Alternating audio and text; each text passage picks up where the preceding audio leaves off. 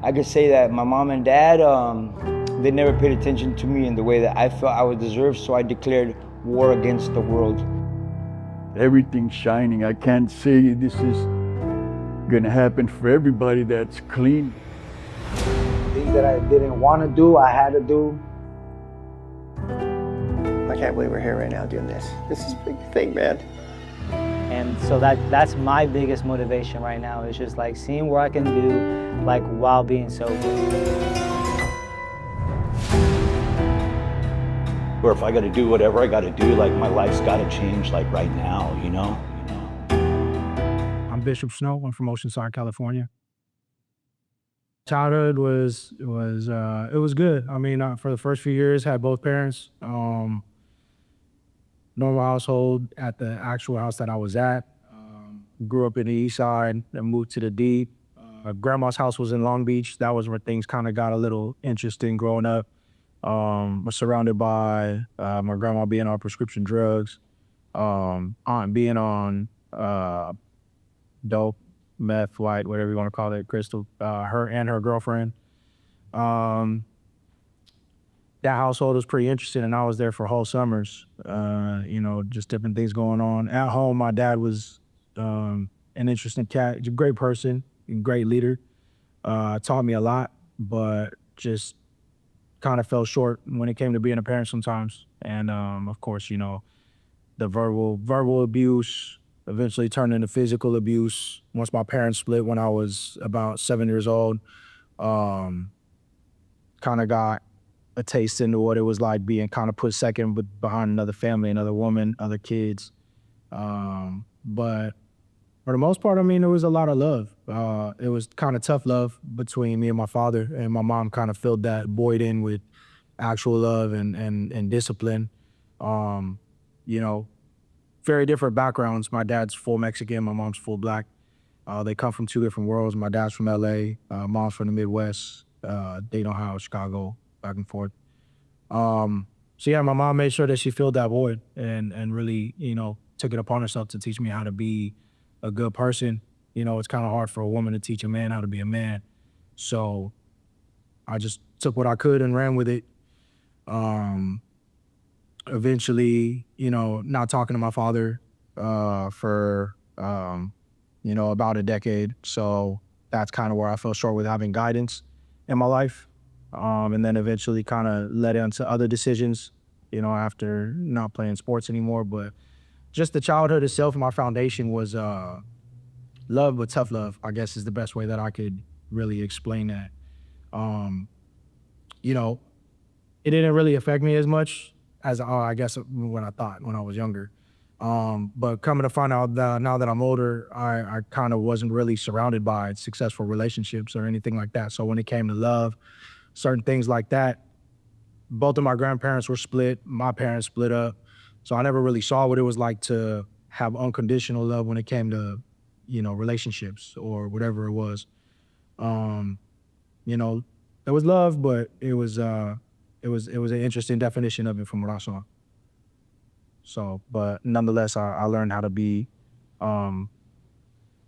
morally correct, I guess, so to say, and respectful. Who were you in high school? Like, where did you fit in? Where did you? I played sports for the first few years. So growing up, I played football, basketball, and I ran track. I kind of came from two gifted athletes in that sense. My mom ran track. My mom was very fast. She actually still holds a 4x1 record in Ohio. So my mom was actually really fast. Dad ended up getting in trouble and ended up following his dreams of playing football for a little bit before he ended up going in the military. My dad grew up in Almonte in San Gabriel Valley, and it's not a pretty place to grow up in, and it's very, very crime ridden. My dad made his decisions, but then ended up ultimately changing his decisions when he had one of my older brothers, and then kind of passed it down to me as far as the athletics. So I was originally an athlete, and then started making my own decisions, and then was gonna go to continuation school at first, but my mom actually worked for one of the colleges up there that had a high school program. So I ended up going there, but that didn't really save me much because I still, and ended up running around and gangbanging, running them up, falling in love with drinking and, smoking bud at a young age and skipping football practice. And I'll never forget the first few times I skipped football practice. Went to go hang out with a female. She gave me a Four Loko, and then my drinking habits kind of just became what it was after that. And eventually in the 40s and liquor and then smoking bud and then just doing both at the same time. So, but to answer your question, yeah, I was an athlete at first, obviously caring about his grades, and then I just stopped caring about my grades and didn't really care about fitting in with the athletes anymore. So that was the original dream, was to be a football player. When did you see like the switch of like, ice folks screaming, and then obviously, things took a turn at some point? The age of 13 was really when the experiment kind of began, as far as like doing certain things and seeing how far I could take it. So, fighting ended up finding out I was good at fighting, and then it was like, all right, now I could do whatever I want, or I felt like I could because, I knew I could squabble, and then, that ended up eventually getting jumped, and then it became I got to carry something with me, and then the carelessness ended up becoming, I could hit a lick, let me see how far I could take it, what could I get away with, and that was kind of when it started. And then 15, I was, following the footsteps of family members that were from somewhere, and then I wanted to be that too. So then I just followed suit, and then made sure that I was full-fledged doing it and not half-stepping. I've seen a lot of trial and error with people doing certain things in the streets, and that just wasn't me. So I just tried to be as righteous as I could and just be full-fledged, like I said, just make it happen. So. No. Can give you a second, and I'll tape over the interview. All right, so. I was good whatever it is. Just let me know. So when did it start getting bad? Like, we're gonna talk about like the worst, and then we're gonna talk about how you got out of that. No. But we gotta get to the worst first. Like, at what point did you think like, this is no good? And like, talk about one of the times where you had those thoughts where like, God really, that's coming in your brain, like you shouldn't. Came in waves. I mean, the thing about it is I've always had that relationship with God, so I always knew that he was with me. So subconsciously, I already knew what right and wrong was. So it was just a matter of me acting on it or really caring about it that much to make a change, which, like I said, it came in waves. So there was a lot of trial and error. So if I messed up, learned from it, it's kind of like, okay, well, I didn't die, so I'm good. Or I didn't, you know what I mean? I didn't get caught up for this, so I'm good. So really just pushing past that. But for years, it was just, there were times, like I said, from getting jumped, when you get jumped by, 10 Samoans who were from the Valley, it's like, that's a wake-up call. But then it's like, okay, I didn't die, so let me go get my get back and do this again. So there was a lot of wake-up calls, but nothing that really shook me to the point that I was like, okay, I got to completely stop this. It was just, like I said, continuous years of just on and off, just What's your craziest things you've been through? I don't even know. I don't really think about it like that, so I don't, you know what I mean? There's just so many times that near-death experiences, I don't know. Is there any traumatic events that you went through as a kid, or there's something you witnessed, or, for me, it was like, I looked up to gangbanging, that whole lifestyle, you know what I mean? Yeah. Like, is there anything that stands out from that? Sounds like we have a little bit of a similar past. Yeah, I'm trying to think. I don't know. There's a number of things, whether it was, things kind of become normal to you, like almost getting killed or getting shot at, or almost getting stabbed, getting jumped. So it's kind of like all just culminates together in the shit that I've survived through. So I wouldn't really say there's too many things that really stood out that traumatized me too much, but it was, The nature of the gang. yeah, it just kind of became regular. It wasn't really anything that happened, and then one day I was like, let me chill out and stay in the house. It was kind of like, okay, if I'm able to get back up, then I'm able to get back up and keep it pushing. So, and really all those things became like lessons, really. So it was just like I maneuvered, you know, what to do, what not to do, what's gonna help me, you know, make it through the day, what's not, you know, how do I, you know, just certain things like that. But there was never, I'm not gonna say there was never anything traumatizing, but there was never anything that stood out to me that much that really like changed everything, you know. The drugs and weed and alcohol, your drug choice? Alcohol was, and then I stopped smoking bud when I really actually got into the streets because I didn't like how my thought process was on it. I didn't like how delayed my reactions were. I didn't like being high around people. I wanted to make sure that I was on toes at all time because, you know, if something cracks off and I'm too high to react, or if I feel like I can't really think the situation through or what needs to be done, because I like being 10 steps ahead of people. So especially in a situation that I need to be reactive, and you know, every action has a reaction. So it's like, let me stay on toes. Let me make sure that I know who's in the room, I know who's around me, where did they come from, who did they bring with them, you know what I mean? Just body language. And I felt like Bud took that away from me. So when I cut that out, not that alcohol was any better, because alcohol, you know, it's a poison in its own, but you know, alcohol to take away my inhibitions, to take away my carelessness, or take away my feeling like I needed to care. It was just like, you know, it was less thought to it. I felt like Bud was giving me too many thoughts. And then now I'm overthinking, now I'm anxious, now I'm tripping. But I don't want to trip. Alcohol is just, you know, that was my choice for a long time, was just drinking, you know, and not being sloppy drunk, not to where I can't walk, but it's just like a 40 and then, you know, let me see where it goes from here. A few shots, you know, a Mad Dog, Seagram's gin and juice back when they used to have that, Thunderbird, whatever it was, you know, that was ready, yeah, you know, yeah, you know, hypnotic and hypnotic to Hennessy, you know what I mean? Incredible Hulk, like it's just, you know, drinking was helping me numb some of the things that, you know, I was going through on a day-to-day basis. And like I said, I didn't realize the things that I was going through at the time were traumatic, or the things from my childhood would stick with me, or, you know, being raised by my big homies instead of, you know, being taught how to be a man by, you know, my older homies, my older folks, instead of, you know, my actual father was different from me. Yeah, raised by the streets. Exactly. So and these are things that I didn't realize until I was older that actually had an effect on me mentally. And it's, you know what I mean? Now I'm realizing it, and I'm taking a different approach to raising my son.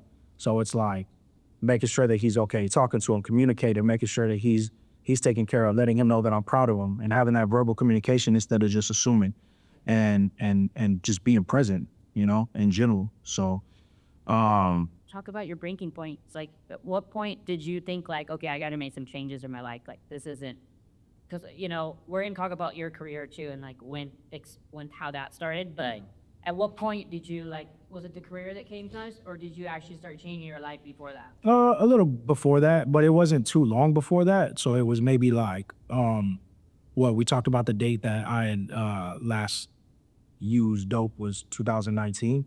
So I was given a chance to get out of Oceanside and go to Vegas for a little bit, you know, get my mind right. This is way before my son was even, you know, thought of. You know, I was already documented by the age of 16. So Oceanside Gang Suppression Unit, not even based off tattoos yet, because I didn't even get tattoos until I was 18, just off the fact of who I was with, what I was hitting up on the walls. They had me documented as a gangster disciple at the age of 16. So, you know, as much as that's not common out here, they still keep an eye on you, because when you get caught up with any gang that has to do with being a GD, it's, you know, it's federal at that point. So, so, you know, fast forward later on in life, you know, I was ripping and running. I think one of the turning points that I really had in 2019 was, like I said, I was offered to go with a family member out to Vegas, and, you know, found myself in an abandoned apartment on Bush in the east side with nothing but a Glock, a pack of Newports, and a roach crawling in front of me with one of the little homies, you know? And I just remember smoking that port and just like watching the roaches like run across the floor and just thinking to myself, like, what am I doing here? You know? And the only reason that I had broken into that apartment is because gang unit was everywhere. And I'm just like, the offer was already given to me to go to Vegas, so I'm like, you know, if I get caught with this, and that's what it is. So that was one of the turning points that I really remember just thinking like, okay, I need to make a change. Instead of being proud, because I'm a very proud person, I'm very stubborn, I don't listen to shit, I don't care, like it's my way. And in my head, I made 10 conclusions as to why I'm right. But, you know, once that happened, I was like, okay, it's time to really just like buckle down and have faith in the fact that everything's gonna work out the way that it's supposed to. And then I went to Vegas for 2 months, got sober, and then came back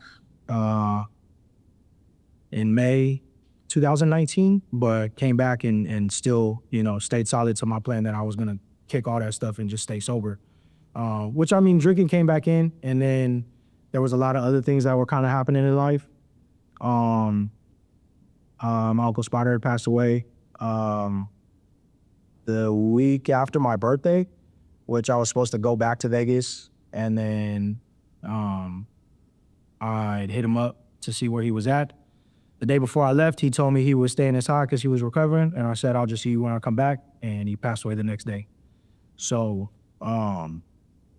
that kind of made me come back and stay, because I kind of felt like I was homesick and I was missing a lot, and that kind of, you know, rooted me to stay here.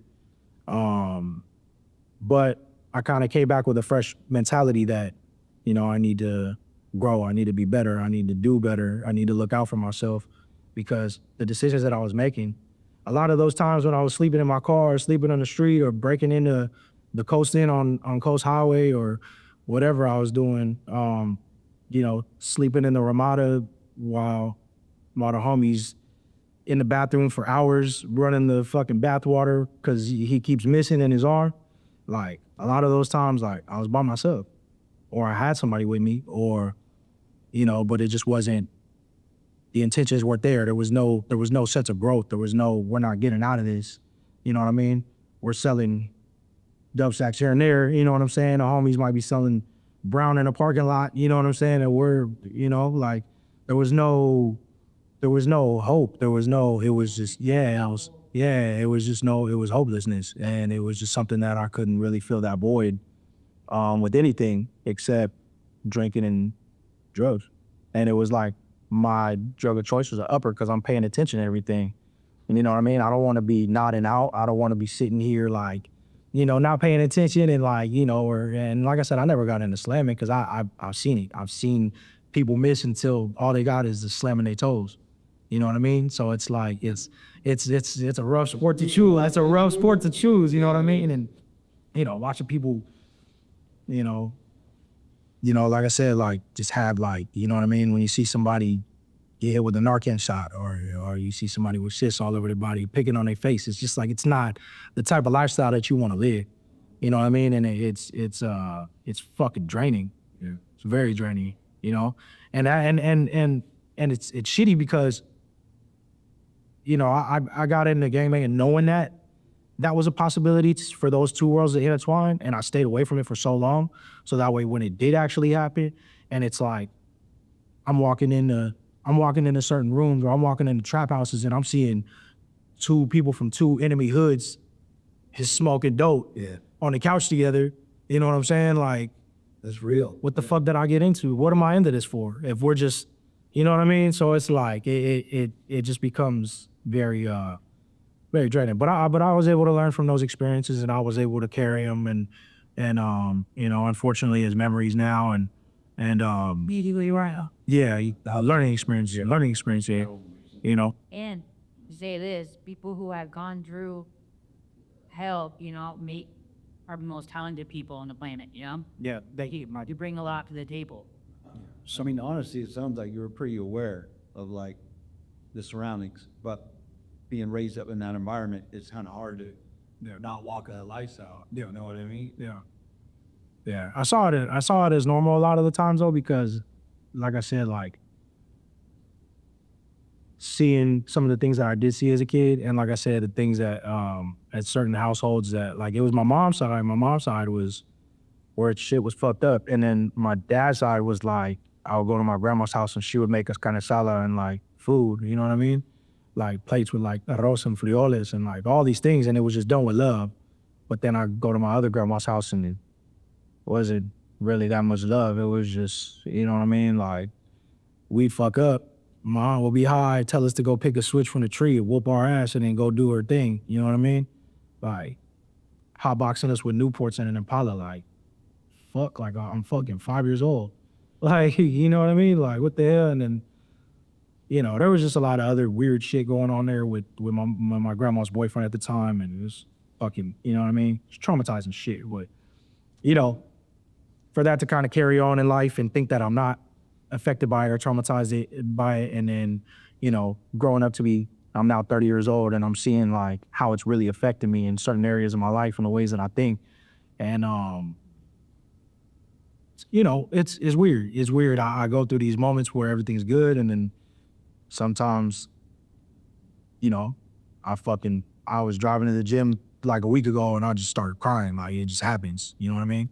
Like, sometimes you just fucking, you know, sometimes it just hits you, you know, but it is what it is, and you shake it and you learn, and the best thing that I could do is apply the lessons that I learned from the losses to my life. You know what I think that is, and I had a hard time figuring that out, but I had like these moments of like, it was like God talking to me, you know what I mean? And I think that's what those are, when you have those emotions that we can't control. Yeah. You know? Yeah, for sure. And it's tough, but we, you know, I have nothing but faith in the fact that things get better, and that he's, you know, God's been with me every step of the way, and, you know, he's definitely saved me from some fucked up situations. And I know that because, I mean, there's been those times that, I left a house party to go take the girl I was with to a Taco Bell to go use the bathroom. I was in Vista at a house party, and I knew that the dudes running the party were from Dago, you know what I mean, affiliated with one of the Southeast hoods, and I thought it was action. So my little homie staying there, one of my little homies that was actually one of my riders, you know what I mean, and he ended up, we go, if you guys know Vista, we get from Osborne Street to Santa Fe in front of the church. That's like a 3-minute drive. And then I get a call that my homie got shot in the chest. Oh. So it's like,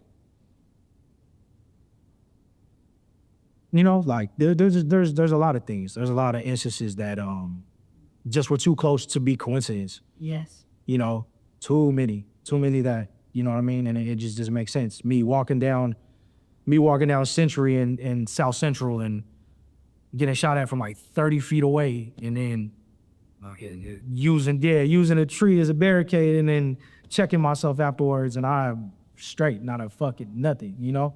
So there's just too many close calls. Bad for you. Yeah, you know, too many close calls that were just, that I'm grateful to be here. I mean, let's be honest. I mean, most people that live the life that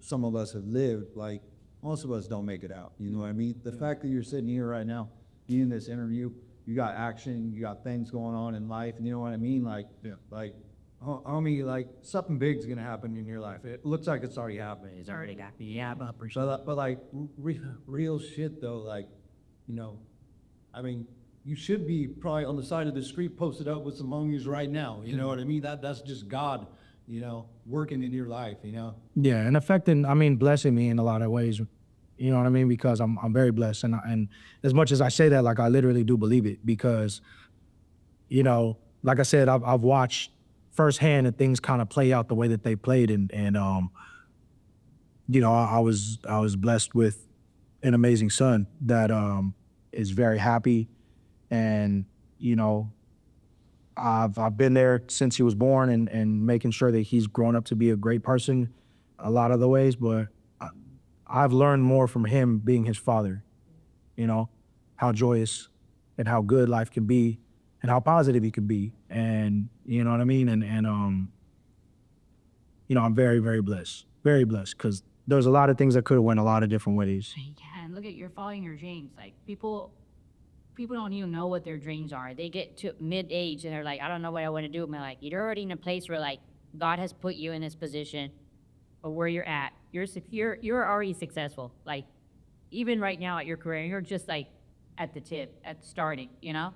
Talk about how that even happened. Like how, like did you always knew you were gonna do music? Have you been rapping? Were you the one at the dope house rapping? Yeah, I was actually. Oh, no. There's videos of me freestyling in the trap too, where yeah, I mean, we kind of to go back to the earlier days of high school, me and a gang of homies that I knew, I had a lot of friends that were in Tiger crews too, like outside of banging. So like if I wasn't with my homies from my hood, I was with the homies that would tag. Cause either way, it was like, all right, I'm getting something done. And basically in Oceanside, there's like a bridge that goes over the river, like in the 5 as soon as you go to Camp Pendleton. And that was one of the tagging spots. And so basically Thursdays, we would gather up our change, whatever bread we had at the time, and we were like 14. We go to Quick Corner right there on Coast Highway, find somebody we all pitch in and get a 12-pack of Bud Ice, 32 ounces. And then we would take them, we would go down there, and it was kind of like you were in New York because you're under this bridge, this big-ass bridge, and all you hear is the cars driving over. And we would throw on like East Coast beats, necro beats, whatever we felt like would fit the vibe, and we would sit there and freestyle after listening to Nas, Mobb Deep. You know, we sit there and listen to hip hop all night, but then when we drank enough, you know, Bud Ices and then went back for another 40 of Mickey's or Still Reserve, then we would sit there and freestyle. And that was actually how I figured out that I could actually like sit there and play with the imagery in my head to make it so that way I'm telling a story. That's how I got into rapping. Music's always been a part of my life. When my mom would clean the Anita Baker, you know, Teddy Pendergrass, like everything, anything you could think of. Funk, R&B, soul. So music has always been a part of my life. And my mom sang herself. So it's just kind of been deeply rooted in my soul, like music, you know, music and knowing music. And then my mom listened to hip hop. My mom listened to classic rock. My mom listened to 80s pop, early 2000s, late 90s alternative, you know. So, you know, when people at the gym or they see me post videos playing like Disturbed or Linkin Park, then it's kind of confusing. But music has just always been very rooted in my soul. So like I listen to literally everything. And then, you know, I apply that to my music now. But the goal has always been to be one of the best to do it. So it's what drives me. So it's like, you know, the money is gonna come, you know, but as long as I feel like I'm following my passion and wanting to be better, then it's like every song that I write, I want it to be better than the next. So that way I'm not making the same thing over and over again. What can I do differently to make this better? And so music has always been a part of my life, but, you know, not until felt like I was fully done with the streets, and my son was already born by the time I actually started rapping. So 2021, I started writing actually seriously and recording. And then I didn't drop my first projects until 2022. So I'm in year 4 right now. So what did it look like when it first popped off? Yeah, what happened? So, I mean, there were people that were listening to it, but it wasn't until I got with the team that I'm with over at Mad Strange that they were like, look, you gotta start posting. You know, posting your reels, posting your content, you gotta promote yourself. And then I didn't really understand it because I didn't have a TikTok. I didn't want a TikTok. I felt like that shit was weird. Instagram was weird because, yeah, my previous Instagram got deactivated for, what was the reason? It was display of a criminal organization or something like that because I had pictures with the homies on there. Not even throwing anything up, but somebody just reported it. So I was just like, look, social media is not really for me. But then when I started pushing the new Instagram I had, started pushing TikTok, and then I found out about YouTube Shorts, it was like every day. Late 2022 was when it started really happening for me. Because that was when I started working with Mad Strange. I was shooting reels every day.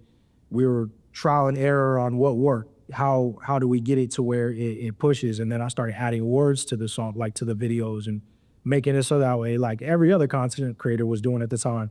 And it just started pushing. Few videos got over 500,000 views, and I started hitting the millions. And then I had to learn that sometimes it's like a wave. Sometimes it goes up, sometimes it goes down. Sometimes TikTok, I'll be doing good with TikTok. I'll be getting 1 million views, 500,000 views, like once a day, twice a week. Sometimes it's a little bit slower. But at the same time, as long as the consistency is there, then that's what it is. And the consistency is with posting, that's with writing, so that way I get better. That's with everything. So consistency is key in making sure that I maintain that drive to get better. So that's really where I saw it start cracking off, is when, you know, like I said, late 2022, I've been posting consistently almost every day since 2022. Yeah, and content creation is That's a lot of work. yeah, content creation is a job in its own. If I don't get, I'm so behind in time. I try to learn everything I can from her. She's like, Actually, that's a bull. It's a lot of work. I got the pro membership for CapCut, and I was like, every day, 4K videos, what filter works, you know what I mean? And then, I mean, of course, like getting advice from my videographer, and because Mad Strange is 2 other people, so it's these brothers. And then one of them does all of my pictures and all of my cover art, and he also does my reels on the phone. And then the other brother does all my music videos and edits all of them, because he's been doing it for years. So You did that. Like, no, they do all of it, but they send me the content from the reels, and then I'll edit myself, and then I post it myself. So it's really just been us. Like, we really just do everything. So I mean, it's really just like they plug me in with producers, or I'll have producers on my own. It's work. You know, yeah, it is. Yeah, it's work. Yeah, so it's I'm always trying to think, okay, what can I do? What can I pose? You know what I mean? yeah, and not getting so caught up in that too, like to where all of my focus on there, but what else can I do that adds to the branding? So like working out, the gym is helping. And I mean, like Holly says, like it's just a different addiction for me. Now I have a crippling caffeine addiction and a gym addiction. So it's like, instead of these uppers that people are doing on the streets, it's like an upper that I'm finding in caffeine and what I'm seeing at the gym and the results I'm seeing at the gym. And really the gym is just therapeutic for me. Mentally, it's helping me more than anything. And, you know, luckily I'm blessed with the genetics to make it so that way the physical is following. So, you know, and that adds to the branding. So it's like, now I want to get into workout supplements. Now I want to have my own pre-workout. Now if I start a clothing brand, I want to have the clothing end of it, but I can also make workout clothes too. So it's things like that. What else can I do? But I've been so caught up in the tour that's coming up and making better music that I kind of put that idea on the back burner. But it's always just, what else can I do? Right. How can I get better at this? You know what? That's like God's will. Like when you start walking in God's will, when you're doing exactly, when He plucks you out of like that old life and He puts you in this new life, it's almost like the sky is limitless. Like all of a sudden, that this, like we can do all of it. You know, it's beautiful. It's a beautiful place to be. But the enemy does have a lot of ways of trying to pull you back though, because a lot of last year and you know, there's definitely been a lot of, you know, people from where I'm from trying to, you know, talk shit and call me and be like, you did, you know what I mean? And it's just like, all right, and then problems, you know, things that I haven't yet worked on myself or gotten better at, and it's just like finding my weak points, and it's like, you know, try and get over these instead of, you know, just accepting it for what it is. And then I'm finding myself to build myself in those weak areas though, to where it's like my softer areas, my soft points, they're being tested, but at the same time, you know, I'm finding myself to grow in those certain areas, you know? So it's, in a sense, it's a blessing. That's why maintained a positive outlook through a lot of those, because it's like things that I would have folded for years ago or folded through years ago, or it would have broke me and made me go drink a beer. Now I'm just like, okay, let me really root myself in the emotion and go through it instead of breaking sobriety. And then, I mean, like, and honestly, like I just hit a month again to where I was actually completely sober, to where I'm not drinking. So it's like, you know, how can I not get back to that? And in reality, I don't really have a desire to, but at the same time, it's helping me become a better person. And, you know, the reasons that I got sober, to be a better father, to be a better artist, to be a better human all around, and just contribute to the lives that are around me, and to help myself grow. You know, 'cause at the end of the day, I'm not the best version of myself that I could be. You know what I mean? If I'm just forever evolving and getting better, then I don't really have a problem. It's like, how can I just get better? It's a good way to look at things. Yeah. Some advice you give to like a younger generation that looks up to you or that like would be I'll definitely say stay consistent, follow your dreams, and realize that no one else is really gonna do it but you. No one's gonna promote you but yourself. No one's gonna push you to do it but yourself. And showing up is half the battle. As long as you're there and you're present and you have the motivation and the drive to want to be better, then it's gonna happen on its own. Don't let the things around you drag you down. Don't let the people, don't let the negativity drown you down. Don't let the bullshit drag you down. And just work, put in the work. And at the end of the day, everything's gonna be all right. And if it ain't all right, then it ain't the end.